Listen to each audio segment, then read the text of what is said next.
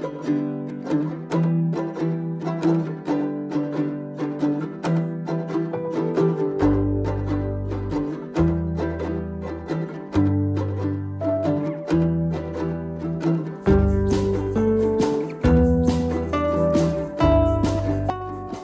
আলাইকুম। চুয়াডাঙ্গার Alamdanga rail station থেকে শুভেচ্ছা জানাচ্ছি আমি হুসাইন মাহমুদ। এটি বাংলাদেশের প্রথম দোতলা রেল স্টেশন। শুধু বাংলাদেশ না, এশিয়া মহাদেশের প্রথম দোতলা রেল স্টেশন এটি, যেটি ব্রিটিশ আমলে 1862 সালে নির্মিত, এমনটাই তথ্য থেকে জানা যায়। এর আগে অন্য কোনো দেশে এরকম দোতলা রেল স্টেশন তৈরি হয় নাই। এটি ব্রিটিশ আমলের নির্মিত। ব্রিটিশরা সাধারণত এই রেল স্টেশন তৈরি করেছিল নীল চাষ এবং জুম চাষ করার জন্য, এই বাংলায় যখন তারা শাসন করত। আমার পিছের দিকে একটা পুরনো ভবন আছে এবং এই পাশেও একটা পুরনো ভবন আছে। এই ভবনগুলো পরিত্যক্ত। তো আমি এই রেল স্টেশনটা ঘুরবো, ঘুরে আপনাদের দেখাবো বর্তমান এর অবস্থান কি।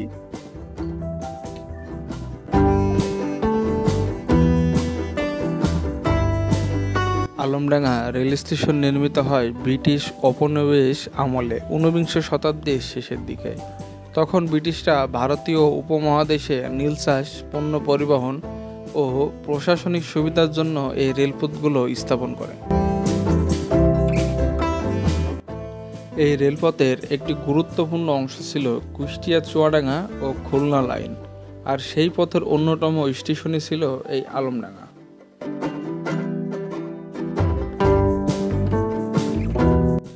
তখনকার সময় এই দোতলা বিল্ডিংটা ছিল ট্রেন কন্ট্রোলের রুম। তখন এই দোতলা থেকে দেখতো দূর থেকে কোনো ট্রেন আসছে কিনা এবং কোন লাইন হয়ে ট্রেন আসছে, আবার এখানে থামতে হবে কিনা সব কিছু কন্ট্রোল করা হতো এখানে বসেই।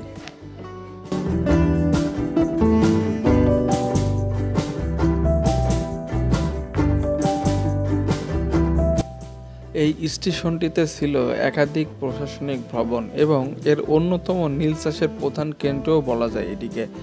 দূরে যে বাড়িটা দেখা যাচ্ছে এটি সেই পুরনো যুগের বাড়ি বা প্রশাসনিক একটি ভবন, যেখানে নীল বা জুমগুলো নিয়ে এসে এখানে রাখা হতো এবং এখান থেকেই নিয়ে যাওয়া হতো ট্রেনে করে। আমরা এর ভিতরে দেখেছি, বর্তমানে হয়তো এখানে একটি খেলার জায়গা হিসেবে রাখা হয়েছে। আগের সে ধাঁচগুলো নেই, ওপরের টিনগুলো ভেঙে গেছে, এমনই আছে পরিত্যক্ত হিসেবে এই বাড়িটা।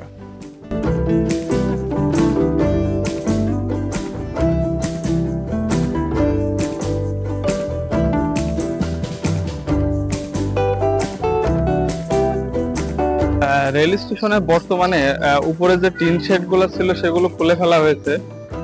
সেগুলো নষ্ট হয়ে গেছিল, নতুন করে সংস্কার করা হচ্ছে। আপনারা যদি এখান থেকে দেখতে পারেন, দেখেন রেল স্টেশনটা কতটা উঁচুতে।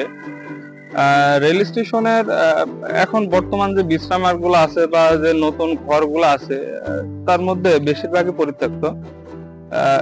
এগুলো সংস্কারের কাজ চলছে এবং এটির এখানে ওঠার জন্য একটা সিঁড়ি আছে। এটা গোপন সিঁড়ি, অনেকে হয়তো জানে না। এটা আমি আপনাদের দেখাবো সিঁড়িটা কোথায়। সিঁড়িটা দেখানোর আগে আরেকটা বিষয় আপনাদের জানাই, এই নিচতলার যে ঘরগুলো দেখছেন এগুলো ভেঙে নতুন করে নির্মাণ করা এই ঘরগুলো। মানুষের কাছ থেকে জানা যায় নিচতলায় যে ঘরগুলো ছিল সেগুলো যারা নীল চাষ করতে চাইতো না তাদেরকে এখানে এনে আটকে রাখা হতো একটি জেলখানা হিসেবে, এবং তাদেরকে এখানে আটকে রেখে শাস্তি দেওয়া হতো।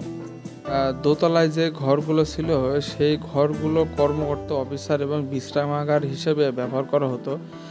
তখনকার সময় যে ইউরোপীয় প্রকৌশলী বা ইংরেজি কর্মকর্তারা থাকতেন তারা এখানেই অবস্থান করতেন।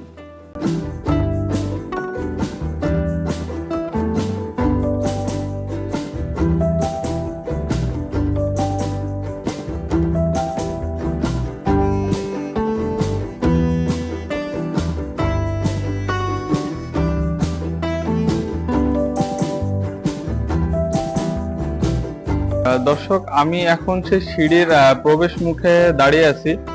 এই সিঁড়ি প্রমাণ করে যে আসলে এই স্টেশনটা দোতলা। আমি সিঁড়ি দিয়ে নামবো নিচে। এবং এই সিঁড়িগুলা অনেকটা খাড়া দেখেন, এবং ভিতরে অন্ধকার।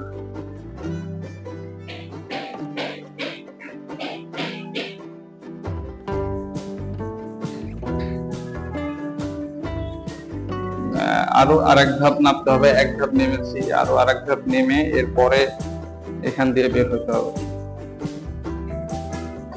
হালকা আলো বাইরে থেকে আসছে, এই যে।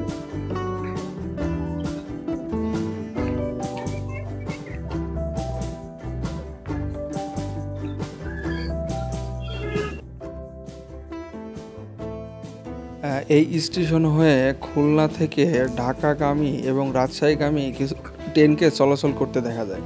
মধ্যে কিছু উল্লেখযোগ্য ট্রেন হচ্ছে চিত্রা এক্সপ্রেস, কপোতাক্ষ এক্সপ্রেস, সীমান্ত এক্সপ্রেস এবং সুন্দরবন এক্সপ্রেস।